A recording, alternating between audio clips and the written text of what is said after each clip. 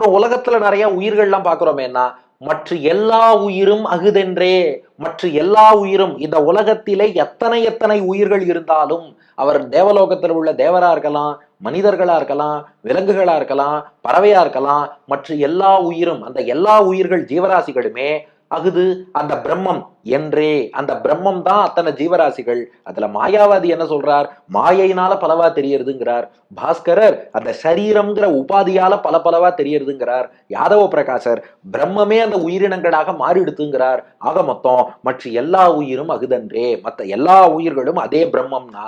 அப்புறம் இப்படி பல பல உயிர்களா ஆயிடுத்தே, இது மீண்டும் பிரம்மமாவதற்கு என்ன வழின்னா, உயிர்கள், இந்த உயிர்கள் எல்லாம் மெய் விட்டு, எது அதோட லிமிட்டிங் உபாதியா இருக்கோ, இந்த இடத்துல மெய்னா வெறும் உடம்புன்னு அர்த்தம் இல்ல, எது பிரம்மத்திடம் இருந்து அதை பிரித்து வைக்கிறதோ அதற்கு மெய்னு பேரு.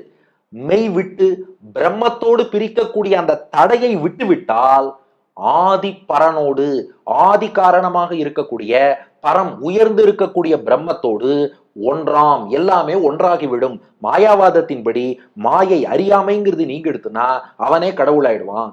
பாஸ்கரர் கொள்கைப்படி லிமிட் பண்ணி வைக்கக்கூடிய உடம்பு நீங்க எடுத்துனா அவனே கடவுளாயிடுவான். யாதவருடைய கொள்கைப்படி பிரம்மத்தின் மாற்றம்ங்கிறதை புரிந்து கொண்டு இந்த மாற்றத்தில் இருந்து அவன் விடுபட்டு விட்டான் என்றால் அவனே தெய்வம் ஆயிடுவான். ஆகையினால உயிர்கள் மெய்விட்டு எதெல்லாம் அவனை இறைவன்டேந்து பிரிச்சு வைக்கிறதோ அதுல இருந்து விலகிட்டான்னா ஆதிப்பரனோடு ஒன்றாம், அவர்கள் அத்தனை பேருமே கடவுளாக ஆயிடுவார்கள். நான் கடவுள் என்பதுதான் சித்தாந்தம் என்று சொல்லும் அவ் அல்லல் எல்லாம் என்று சொல்லும். இப்படியெல்லாம் இவர்கள் உபதேசம் பண்ணக்கூடிய அவ் அல்லல் எல்லாம், அல்லல்னா தப்பு தப்பா சொல்லக்கூடிய அர்த்தங்கள், அல்லல் எல்லாம் இப்படி தப்பான அர்த்தங்களை எல்லாம் வாதில் வென்றான் எம் ராமானுஜன். வாதம் பண்ணி ஜெயிச்சுட்டாரா ராமானுஜர். எப்படின்னா ஒரு சின்ன வாதம் தான்.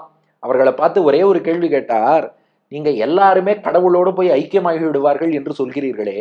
முதல் கேள்வி கேட்டார் ராமானுஜர், இறைவனும் ஜீவாத்மாவும் ஒன்றாக கலக்கிறார்கள் என்றால் எதை போல? தண்ணீரும் தண்ணீரும் கலப்பது போலவா, தண்ணீரும் உப்பும் கலப்பது போலவான்னு கேட்டார் ராமானுஜர். இப்போ தண்ணீரும் தண்ணீரும் கலப்பது போலன்னு முதல்ல சொன்னார்களாம். ஏன்னா பரமாத்மாவும் ஒரே மாதிரி, ஜீவாத்மாவும் ஒரே மாதிரி, ரெண்டு பேரும் கலக்கிறார்கள்னா தண்ணீரும் தண்ணீரும் கலப்பது போல.